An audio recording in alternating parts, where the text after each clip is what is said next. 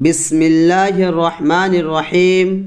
زبان میں لکنت ہو، دماغ تیز کرنے کی دعا۔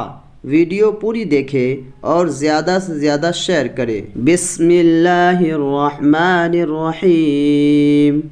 رب اشرح لی صدری ویسر لی امری واحلل عقدۃ من لسانی یفقہوا قولی۔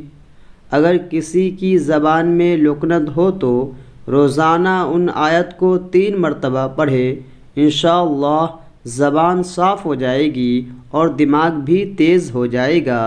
ویڈیو پسند آئے تو ہمارے چینل کو سبسکرائب کر دیجئے، لائک کمنٹ شیئر ضرور کریں۔